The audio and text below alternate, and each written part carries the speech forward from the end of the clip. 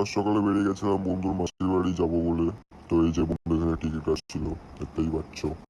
তারপর লঞ্চের দিকে যেতে না যেতে দেখি আমাদের লঞ্চ ছেড়ে গিয়েছে।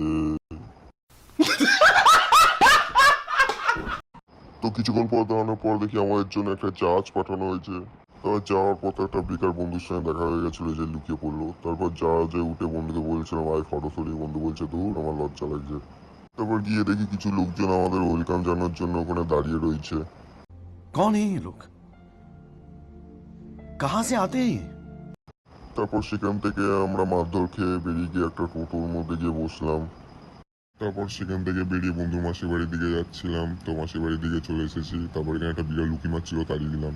অনেকক্ষণ বেল বাজানোর পর দরজা খুলো। তারপর দরজা খুলে আমরা ভেতরে গিয়ে বসলাম, বসে একটু নিজেকে দেখছিলাম। তারপর বন্ধুর মুখে কি হাসি, পুরো কাস্তাবালার মাসি। তারপর আমাদের মিড ডে মিল দিল পরোটা ঘুগনি। তারপর একটু নিজের পাখির ভাষায় চুলটাকে ঠিক করছিলাম। তারপর বন্ধুকে বললাম তুই ডাল ভাত খাওয়াতে এনেছিস তোর মাসির বাড়িতে আমাকে। তারপর বন্ধু নিজের ডিম দিয়ে দিল আমাকে। তারপর দুপুরবেলা খাওয়া দাওয়ার পর বিকালবেলা বেরিয়ে গেছিলাম বাড়ির দিকে। আর আমার এরকমই ফালতু ব্লগ দেখতে চাইলে আমাকে ফলো করে দাও।